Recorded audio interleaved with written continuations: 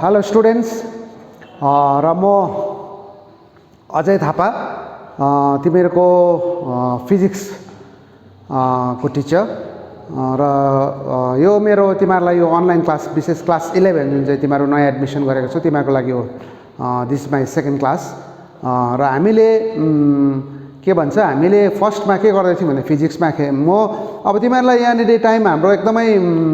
कम्ती भएको कारणले गर्दाखेरि किनभने हामीले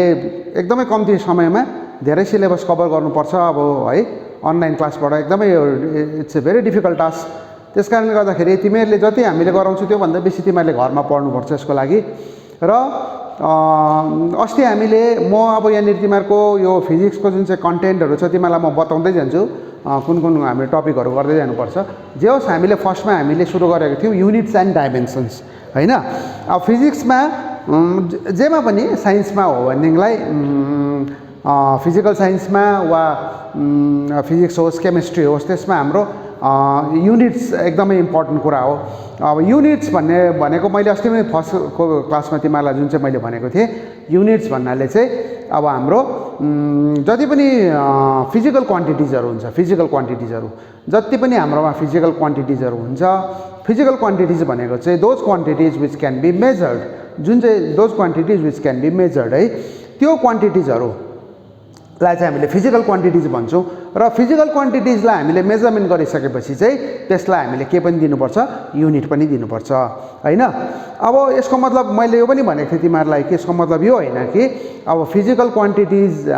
को मेजरमेन्ट गरिसकेपछि अब त्यसको युनिट हुनैपर्छ भन्ने एउटा कम्पलसरी रुल चाहिँ छैन किनभने there are some physical quantities which do not have any unit मतलब त्यसको युनिट हुँदैन नम्बर मात्रै पनि हुन्छ हैन यो नम्बर त्यसको के भन्छ युनिट हुँदैन तर त्यसको के मात्रै हुन्छ म्याग्निट्युड मात्रै पनि हुन्छ पछाडि तिमीहरूले यो हामीले गर्दै जान्छौ हैन त्यो गर्दै जाँदाखेरि तिमीहरूले त्यो फिजिकल क्वान्टिटिजहरू कसको चाहिँ युनिट हुँदैन त्यो कुराहरू डिफ्रेन्ट च्याप्टरहरूमा तिमीहरूले देख्दै जान्छौ हैन जस्तै हामीले अब के भन्छ लाइटमा पढ्यो भनेदेखिलाई तिमीहरूले रिफ्र्याक्सन अफ लाइटमा तिमीहरूले पढेको छौ रिफ्र्याक्सन अफ लाइटमा सेकेन्ड जुन चाहिँ ल छ त्यसमा एउटा रिफ्र्याक्टिभ इन्डेक्स भन्ने एउटा टर्म आउँछ अब रिफ्र्याक्टिभ इन्डेक्स हामीले जब मेजरमेन्ट गर्न सक्छौँ तर रिफ्र्याक्टिभ इन्डेक्सको के हुँदैन फिजिकल क्वान्टिटी चाहिँ हो त्यो तर त्यसको के हुँदैन युनिट चाहिँ हुँदैन त्यस कारणले गर्दाखेरि मोस्ट अफ द फिजिकल क्वान्टिटिजको युनिट हुन्छ र युनिट भइसकेपछि चाहिँ अब त्यो त्यसको हामीले डाइमेन्सनको पनि कुरा गरेको थियौँ अब डाइमेन्सन भनेको चाहिँ के हो भन्दाखेरि चाहिँ डाइमेन्सन भनेको चाहिँ हामीले यसको बेस युनिटहरू हुन्छ एउटा बेस युनिट बेस युनिट भनेको चाहिँ हामीले केलाई चाहिँ बेस युनिट मान्छौँ भन्दाखेरि there are 7 different categories of base unit छ हाम्रो खासमा एक्चुअली चाहिँ जस्तै फर्स्टमा हाम्रो फर्स्ट प्राइमेरीली चाहिँ हाम्रो के हो भन्दाखेरि चाहिँ लेन्थ मास र टाइम चाहिँ इम्पोर्टेन्ट त्यो छँदैछ हाम्रो लेन्थ मास र टाइम जुन चाहिँ छ हाम्रो त्यो के भन्छ बेस युनिट हाम्रो छँदैछ लेन्थ मास र टाइम त्योदेखि बाहेक पनि अरू 4वटा जुन चाहिँ युनिटहरू छ जसलाई चाहिँ हामीले लेन्थ मास र टाइममा कन्भर्ट खासमा अब मोस्ट अफ द फिजिकल क्वान्टिटिजहरूलाई जुन चाहिँ छ त्यसलाई हामीले लेन्थ मास र टाइममा कन्भर्ट गर्नु सक्छौँ जस्तै हामीले फोर्स फिजिकल क्वान्टिटी हो फोर्सलाई हामीले लेन्थ मास र टाइममा मात्रै कन्भर्ट गर्नु सक्छौँ हामीले त्यसलाई एक्सप्रेस गर्नु सक्छौँ हामीले हैन अब त्यसको डाइमेन्सन हामीले लेख्दाखेरि फोर्सको डाइमेन्सन लेख्दाखेरि हामीले यहाँनिर फोर्सको डाइमेन्सन लेख्दाखेरि एम हैन किनभने फोर्स भनेको के हो फोर्स भनेको मास इन्टु एक्सेलरेसन हो र मासको डाइमेन्सन एम भयो एक्सेलरेसनको dimension LT to the power -2 भनेपछि MLT मा हाम्रो के भयो कन्भर्ट भयो तर सबै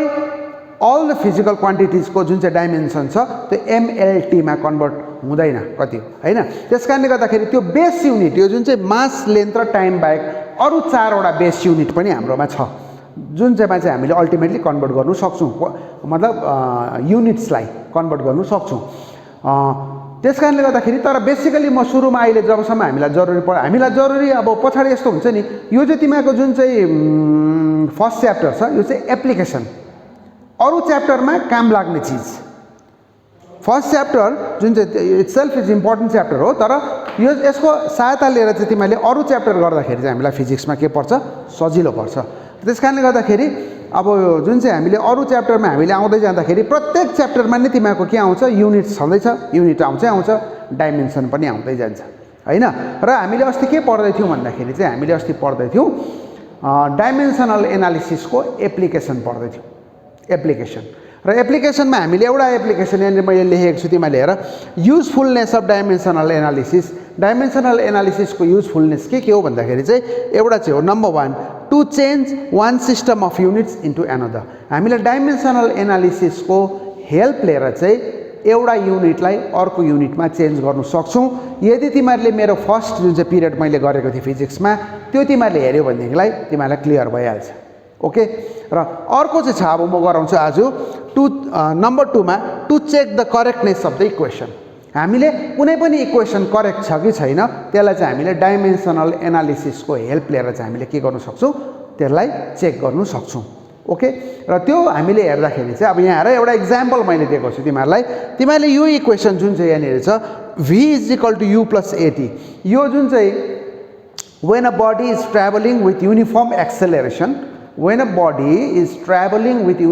acceleration त्यति बेला चाहिँ युनिफर्म एक्सेलरेसनमा ट्राभल गर्दाखेरि चाहिँ फाइनल भेलोसिटी कति हुन्छ भनेर त्यसको एक्सप्रेसनको जुन चाहिँ हाम्रो फर्मुला छ त्यो फर्मुला चाहिँ हो final velocity = initial velocity plus acceleration into time v = u + at हाम्रो यो एउटा इम्पोर्टेन्ट काइनेमेटिकल इक्वेसन हो अब यो इक्वेसन करेक्ट छ कि छैन त whether this equation is correct or not यसलाई हामीले हेर्दाखेरि चाहिँ हामीले डाइमेन्सनल एनालिसिसबाट हामीले यसलाई यसको करेक्टनेस चेक गर्न सक्छौँ कसरी हाउ भन्दाखेरि चाहिँ हामीले के गर्छौँ पहिला लेफ्ट ह्यान्ड साइडमा के छ भेलोसिटी छ यसको डाइमेन्सन लेख्छौँ अब भेलोसिटीको डाइमेन्सन के हो l t⁻⁻1 भेलोसिटीको डाइमेन्सन के हो भन्दाखेरि भेलोसिटीको डाइमेन्सन हो l t⁻⁻1 हो भेलोसिटीको डाइमेन्सन तर अब त्यसमा mass velocity is not dependent on मासमा डिपेन्ड गर्दैन भेलोसिटी तर अब यहाँनिर हामीले त्यस कारणले गर्दा मास लेख्नु पर्यो भने पनि m⁻0 लेख्न सक्छु म गर्दाखेरि भेलोसिटीको डाइमेन्सन तिमीहरूले l t⁻⁻1 लेख्दा मात्रै पनि करेक्ट हुन्छ m⁻0 l t⁻⁻1 लेख्दा पनि करेक्ट हुन्छ र त्यस कारणले गर्दाखेरि हामीले लेफ्ट ह्यान्ड साइडमा के गर्यौँ लेफ्ट ह्यान्ड साइडमा हामीले भेलोसिटीको यो v को डाइमेन्सन लेख्यौँ which is m⁻0 l t⁻⁻1 अब राइट ह्यान्ड साइडको हामीले we are writing the dimension in the same manner अब यो u पनि के हो it is also velocity but it is initial velocity but dimension is same यो भेलोसिटीको डाइमेन्सन जे छ यो इनिशियल भेलोसिटीको पनि डाइमेन्सन त्यही हुन्छ m⁻0 l t⁻⁻1 plus एक्सिलरेसनको dimension के हो एक्सिलरेसनको डाइमेन्सन हो m⁻0 l t⁻⁻2 अगेन यहाँनिर हाम्रो एक्सिलरेसन जुन चाहिँ छ acceleration is also not dependent on मासमा डिपेन्ड गर्दैन त्यस कारण यहाँ पनि m⁻0 ले because anything to the power 0 is 1 त्यो लेखेको र नलेखेको एउटै चिज र पनि मैले लेखिदिएको छु यहाँनिर m⁻0 l t⁻⁻2 यो चाहिँ भयो एक्सिलरेसनको टाइमको के भयो t अब यहाँ मुनि हेर भनेपछि m⁻0 नलेख्दा पनि भयो l t⁻1 लेखेँ मैले इज इक्वल टु यहाँ पनि m⁻0 नलेख्दा पनि भयो l t⁻1 यो पनि l t⁻⁻, किनभने यो t को पावर कति छ यहाँनिर t को पावर 1 छ र -2 र 1 गर्दाखेरि -1 नै भयो यहाँनिर गर्दाखेरि l t⁻1 is equal to दुईटा l t⁻1 भयो त्यसकारण मैले यहाँ अगाडि 2 लेखेको छु 2 l t⁻1 अब यहाँनिर हाम्रो यहाँनिर सेम आयो त भन्दाखेरि अब तिमीहरू कन्फ्युज नहुनु यसमा सेम आयो त भन्दा सेम त आएको छैन किनभने अगाडिपट्टि 2 छ तर हाम्रो कुरा चाहिँ छ डाइमेन्सनको मात्रै छ त्यसकारण गर्दाखेरि 2 भनेको चाहिँ number 2 is a dimensionless quantity यसको डाइमेन्सन छैन 2 को डाइमेन्सन छैन भनेपछि अब हाम्रो रिमेनिङ कुरा त के भयो यतापट्टि डाइमेन्सन जे आयो यतापट्टि पनि त्यही आयो किनभने यहाँ 2 ले फरक पर्दैन डाइमेन्सन चाहिँ सेम आयो कि आएन त्यो मात्रै हो कुरा इम्पोर्टेन्ट त्यस कारणले गर्दाखेरि हामीले यतापट्टि पनि डाइमेन्सन l t⁻1 यतापट्टि पनि इक्वेसन l t⁻1 आयो भनेपछि dimension are same left hand साइडको डाइमेन्सन र राइट ह्यान्ड साइडको डाइमेन्सन के छ सेम छ भनेपछि हाम्रो इक्वेसन जुन चाहिँ आयो सुरुको इक्वेसन हामीले चेक गर्नुलाई जुन चाहिँ इक्वेसन लेखेको थियौँ v = u + at this equation is correct भनेपछि दुईपट्टि के आउनु पर्यो दुईपट्टि चाहिँ डाइमेन्सन चाहिँ सेम आउनु पर्यो इन दिस वे मैले त एउटा इक्जाम्पल मात्रै दिएको in this way you can try several other equations in फिजिक्सको थुप्रै इक्वेसन्सहरू तिमीहरूले यु क्यान चेक हैन त्यो चेक गर्दाखेरि दुईपट्टिको डाइमेन्सन लेख्नु दुईपट्टिको डाइमेन्सन लेख्दाखेरि चाहिँ डाइमेन्सन अल्टिमेटली गएर सेम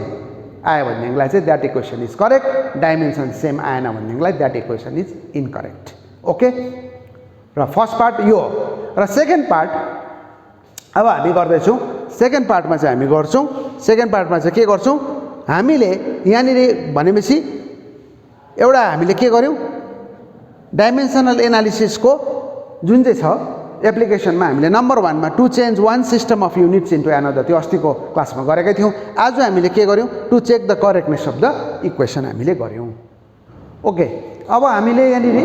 डाइमेन्सनल एनालिसिसमा यसको एप्लिकेसनमा के हेर्दैछौँ number 1 to change one system of units into another हामीले भइहाल्यो अर्को मैले तिमीलाई गरेँ to check the correctness of the equation त्यो भइहाल्यो मैले हैन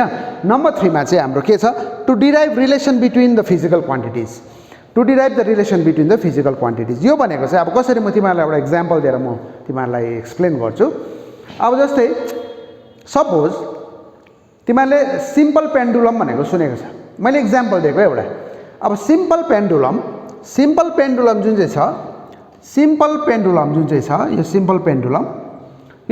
पेन्डुलमलाई जब अस्सिलेसन हुन्छ सिम्पल पेन्डुलमको जब अस्सिलेसन हुन्छ त्यो अस्सिलेसन हुँदाखेरि चाहिँ सिम्पल पेन्डुलम जब अस्सिलेसन हुन्छ from one end to another end र त्यसको टाइम पिरियड केलाई भन्छौँ हामीले time required to make one complete oscillation त्यसलाई भन्छौँ टाइम पिरियड त्यो टाइम पिरियड चाहिँ के कुरामा डिपेन्ड गर्छ on what factors do the time period of a simple pendulum depends अब त्यो कुरा चाहिँ के छ अरे भन्दाखेरि time period of a simple pendulum depends on these factors यहाँ हामीले लेखेको छौँ यहाँ है टाइम यो कुरा चाहिँ अब थाहा हुनु पऱ्यो के कुरामा डिपेन्ड गरेको छ अब यो फ्याक्टरहरूमा डिपेन्ड गर्छ भन्ने कुरा त अब हामीलाई पहिलाबाट थाहा हुनु पऱ्यो यो टाइम पिरियड चाहिँ यो फ्याक्टरमा डिपेन्ड गर्छ भनेर तर अब त्यो फ्याक्टरमा डिपेन्ड त गर्छ नि तर कसरी बाई वाट रिलेसन त्यो एक्ज्याक्ट रिलेसन चाहिँ हामीले डाइमेन्सनल एनालिसिसबाट लास्टमा फर्मुला निकाल्छौँ हामीले बुझ्दैछु कुरा भन्नुको मतलब चाहिँ डाइमेन्सनल एनालिसिसबाट जुन चाहिँ हामीले to derive the relation between physical quantities हामीले भन्यौँ त्यो relation between the physical quantities कसरी हामीले डिराइभ गर्छौँ भन्दाखेरि चाहिँ पहिला चाहिँ हामीलाई कुनै पनि फिजिकल क्वान्टिटी है कुनै पनि जस्तै फिजिकल क्वान्टिटी भनेको एउटा मैले इक्जाम्पल तिमीहरूलाई के दिएँ time period of a simple pendulum time period of a simple pendulum भनेको चाहिँ time required for one complete oscillation त्यो चाहिँ के कुरामा डिपेन्ड गर्छ भन्दाखेरि चाहिँ थ्री फ्याक्टर्समा डिपेन्ड गर्छ त्यो चाहिँ टाइम पिरियड डिपेन्ड गर्छ मैले प्रोपोर्सनल लेखेको छु अहिले सबैमा प्रोपोर्सनल लेखेको छु डिपेन्ड गर्छ भनेर प्रोपोर्सनल लेखेको छु तर अब मैले अहिले प्रोपोर्सनल लेखेको छु सिधै छ तर लास्टमा गएर एक्सप्रेसन कस्तो आउँछ त्यो चाहिँ डाइमेन्सनल एनालिसिसले एक्ज्याक्ट चाहिँ लास्टमा निकाल्छ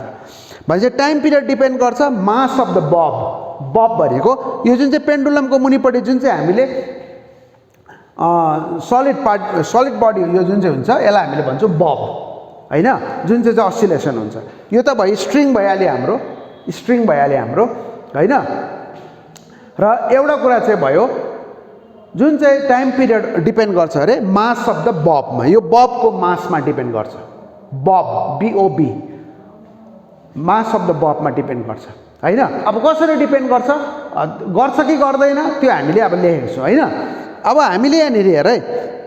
मैले अहिले मास लेखेको छु अब लास्टमा गएर यो मासको एक्सप्रेसन लास्टमा गएर आउनु पनि सक्छ नआउनु पनि सक्छ हेर्दैछौँ अब हामीले हेर है इन्ट्रेस्टिङ चाहिँ यही छ अब अर्को कुरा time period of the simple pendulum depends on length of the पेन्डुलममा डिपेन्ड गर्छ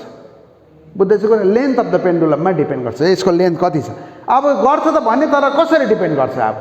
डाइरेक्टली प्रोपोर्सनल पो आउँछ कि इन्भर्सली प्रोपोर्सनल पो आउँछ कि त्यो अब हामीले हेर्नुपर्छ हैन नम्बर C मा time period of simple pendulum depends on acceleration due to gravity त्यो जग्गाको जुन चाहिँ जग्गामा हामीले एक्सपेरिमेन्ट गर्दैछौँ त्यो जग्गाको एक्सेलरेसन ड्यू टु ग्राभिटीमा पनि टाइम पिरियड डिपेन्ड गर्छ भनेपछि तीनटा फ्याक्टर लेखेको छु मैले अहिले हो। अब हामी डिराइभ गर्दैछौँ। अब यहाँ है भनेपछि यो तीनैवटालाई मिलाएर मैले प्रोपोर्सनल प्रोपोर्सनल प्रोपोर्सनल छ, मैले के गरेँ प्रोपोर्सनललाई इज इक्वल टुमा चेन्ज गर्दा एउटा कन्स्ट्यान्ट लाउनु पर्यो। भनेपछि T is equal to constant suppose माससँग कसरी डिपेन्ड गर्छ, मासको पावर कति छ, सपोज एक्स लेखेँ मैले। अब इम्पोर्टेन्ट कुरा हेर है, मलाई थाहा छैन अहिले मासको पावर कति लेखेँ, एक्स लेखेँ मैले। लेन्थसँग पनि डिपेन्ड गर्छ, लेन्थको पावर कति लेखेँ, वाई लेखेँ मैले। थाहा छैन मलाई वाईको पावर कति हो, के हुन्छ लास्टमा आउँछ। एक्सिलरेसन ड्यू टु ग्राभिटीको पावर कति लेखेँ, जेड लेखेँ। अब यहाँनिर जुन चाहिँ कन्स्ट्यान्ट के आयो, यो कन्स्ट्यान्ट के चाहिँ के हो, डाइमेन्सनलेस कन्स्ट्यान्ट हो। कन्स्ट्यान्ट हो तर डाइमेन्सनलेस, यो कुरा चाहिँ याद गर्नु है। के इज डाइमेन्सनलेस कन्स्ट्यान्ट, यो याद गरिराख। अब म टाइमको डाइमेन्सन लेख्छु, अघिको जस्तै मैले के गर्छु, लेफ्ट ह्यान्ड साइडमा पनि डाइमेन्सन लेख्छु, राइट ह्यान्ड साइडमा पनि डाइमेन्सन लेख्छु। अब मैले डाइमेन्सन लेखेँ, टाइमको डाइमेन्सन लेखेँ, टाइम भनेको त टी मात्रै हो, त्यस कारणले गर्दा M to the power 0 L to the power 0। यहाँ एम र एल त छैन तर मैले पावर 0 लेख्नु सक्छु, किनभने पावर 0 लेखेको त 1 नै हो होइन, it doesn't matter, it will make no difference. त्यस कारण M to the power 0 L to the power 0 T to the power 1 लेखेँ। अब यो के छैन, किनभने के डाइमेन्सन लेस हो, मैले लेखेको छुइनँ। एम डाइमेन्सन क्यापिटल एम लेख्नु पऱ्यो, x L Y. Acceleration due two gravity भनेको एक्सेलरेसन नै हो, भनेपछि एक्सेलरेसनको डाइमेन्सन के हो, L T to the power -2, L to the power -2 जी को लेखेँ। त्यसको पनि पावर माथि चाहिँ के भयो, जेड भयो, जेड गर्दाखेरि के भयो, M to the power 0 L to the power 0 T to the power 1 M to the power x L to the power y. यो एलले जेडलाई मल्टिप्लाई गर्दा मल्टिप्लाई अरे पावर लेख्दाखेरि L to the power z T to the power -2z, T to the power -2z गर्दाखेरि M to the power 0 L to the power 0 T to the power 1 is equal to M to the power x L to the power L यहाँ पनि छ y plus z भयो, power add भयो, T to the power -2z भयो। अब let us compare गर्दाखेरि यहाँनिर एमको power कति छ, 0 छ, एमको पावर कति छ, एक्स, भनेपछि एक्स इज इक्वल टु कति भयो, 0 भयो, एक्स इज इक्वल टु 0 भयो। अर्को कुरा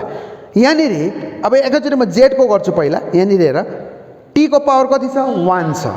यहाँ टीको पावर कति छ, -2z छ,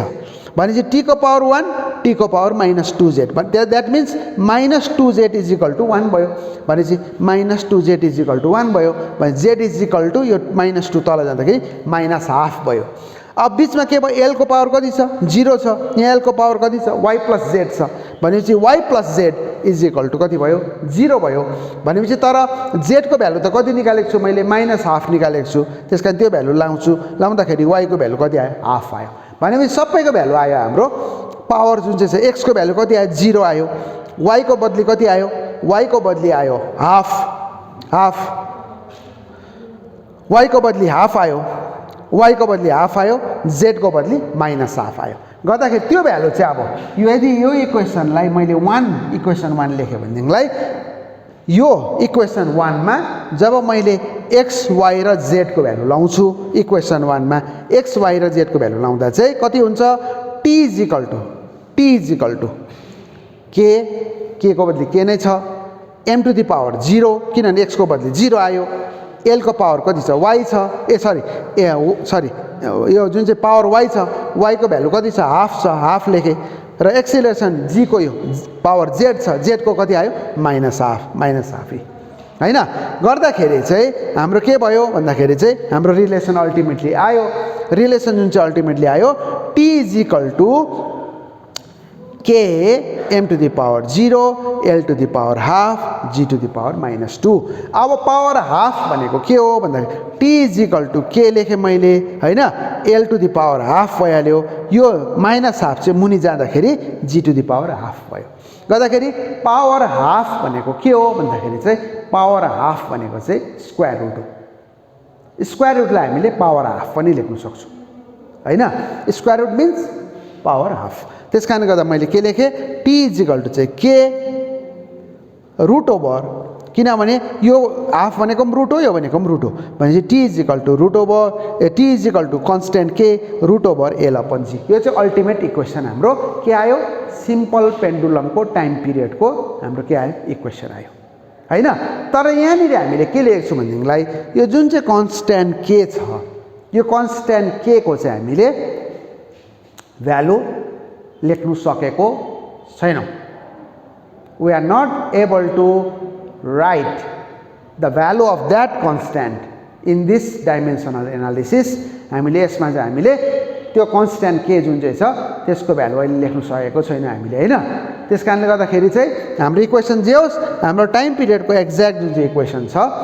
सिम्पल पेन्डुलमको त्यो आयो। यो चाहिँ मैले दिएको एउटा इक्जाम्पल, तिमीहरूले किताबमा हेऱ्यौ भनेदेखिलाई you can find several examples,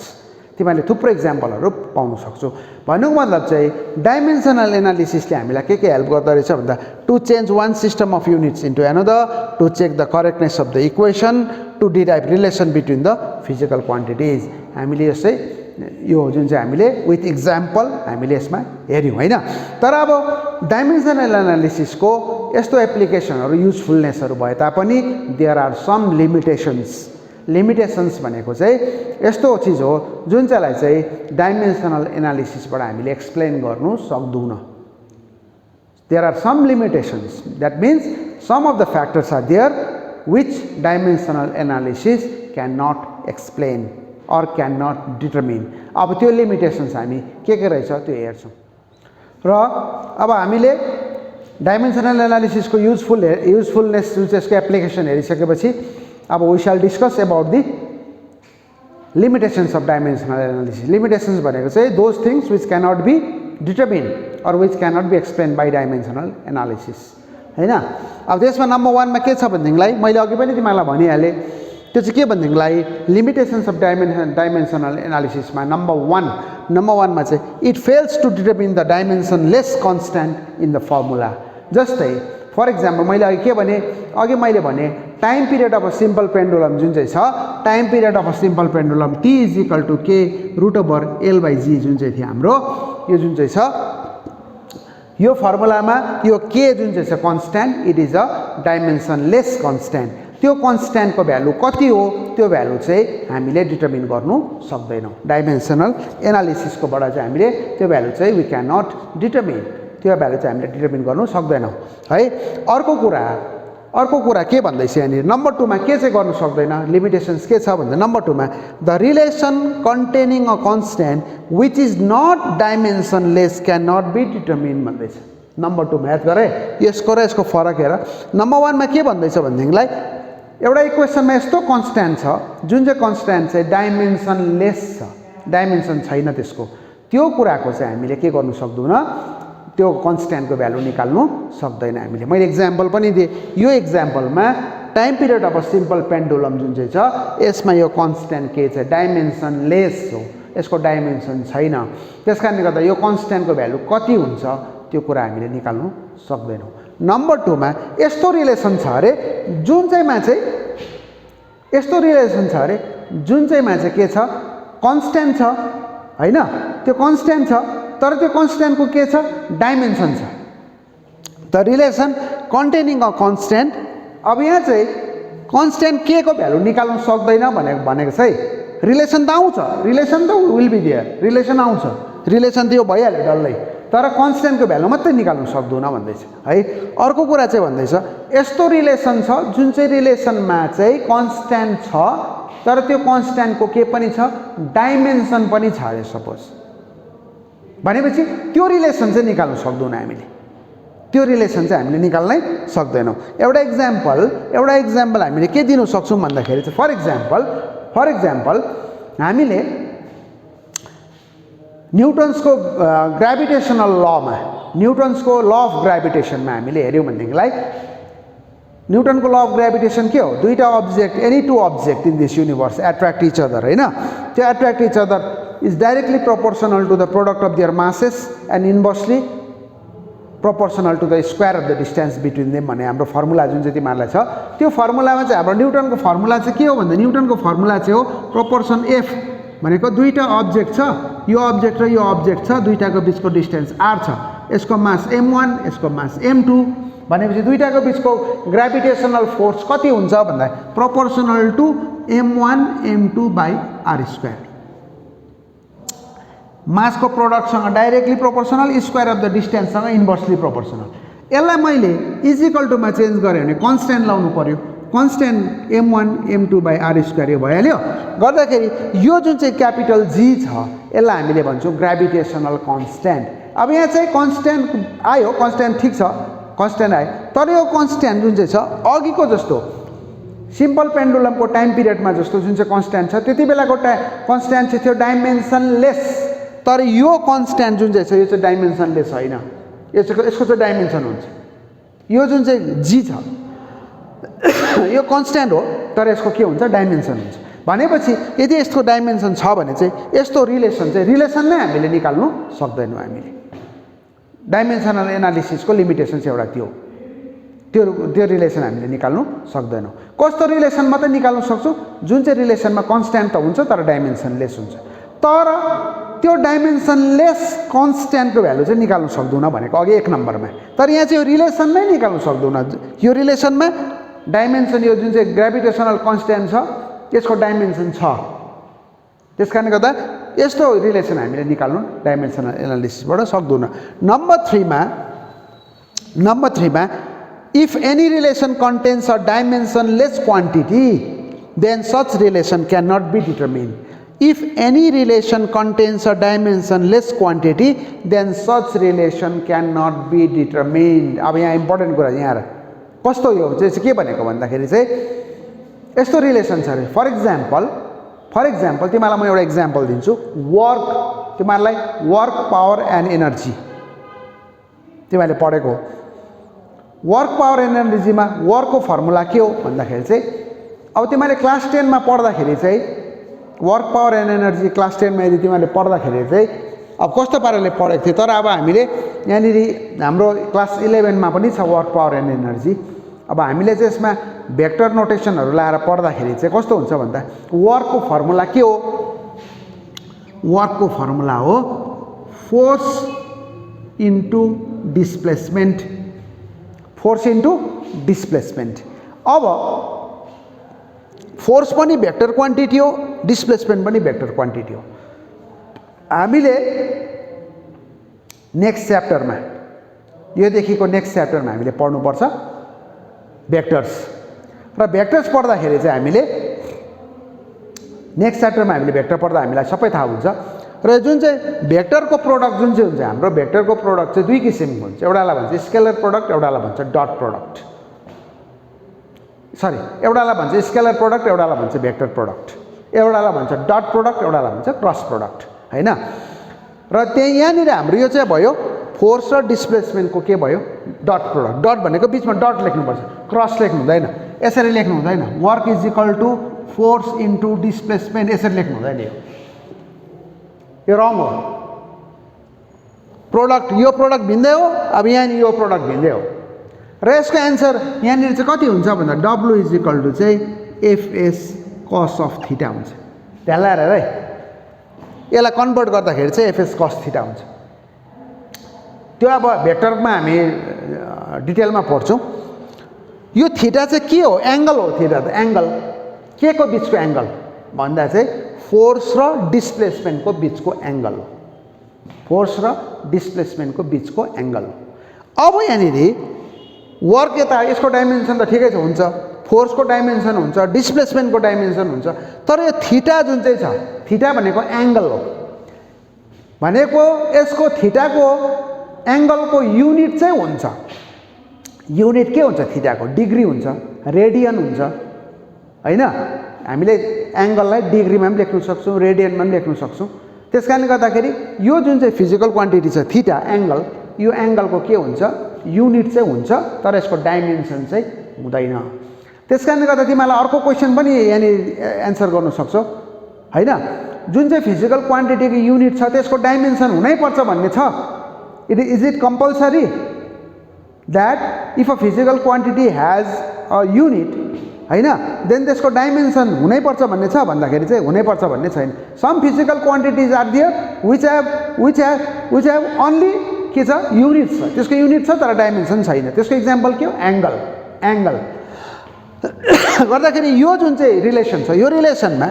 theta भन्ने चीज यस्तो आयो जसको के छैन डाइमेन्सन छैन त्यसकारणले गर्दाखेरि यहाँ भनेको छ if any relation contains a dimensionless quantity यस्तो रिलेसन जुन चाहिँ छ यस्तो रिलेसन चाहिँ हामीले डाइमेन्सनल एनालिसिसबाट वी क्यान नट डिटर्मिन भनेपछि यस्तो इक्वेसनलाई हामीले अघिको मेथडले डाइमेन्सनल एनालिसिसको मेथडले डिटर्मिन गर्नु सक्दैनौँ त्यो भयो अरे नम्बर 4 मा if a physical quantity depends on different quantities having the same dimension then such relation can not be determine यस्तो एउटा रिलेसन छ अरे यस्तो फिजिकल क्वान्टिटी छ अरे जुन चाहिँ फिजिकल क्वान्टिटी चाहिँ दुईटा वा तीनटा चीजसँग डिपेन्ड गर्छ तर त्यो दुई तीनवटा चीजको के छ डाइमेन्सन सेम छ हैन त्यो सेम छ भन्नेलाई चाहिँ त्यसको पनि रिलेसन हामीले निकाल्नु सक्दैनौँ भन्दैछ जस्तै फर एक्जाम्पल एउटा कुरा के छ लास्टको यो जुन चाहिँ म तिमीलाई बताउँदै छु लास्टको चाहिँ सपोज हामीले एउटा इक्जाम्पल दिउँ फिजिकल क्वान्टिटी जस्तै भोल्युम अफ तिमीहरूले मेन्सुरेसनमा पढेको छौ volume of a cylinder volume of a cylinder हैन भोल्युम अफ अ सिलिन्डरको फर्मुला त तिमीहरूलाई थाहा छ पाई आर स्क्वायर एच हैन तर त्यो भोल्युम अफ अ सिलिन्डर चाहिँ के कुरामा डिपेन्ड गर्दो रहेछ भन्दाखेरि चाहिँ डिपेन्ड्स अन नम्बर 1 मा डिपेन्ड गर्छ रेडियसमा डिपेन्ड गर्छ सिलिन्डरको केमा डिपेन्ड गर्छ रेडियसमा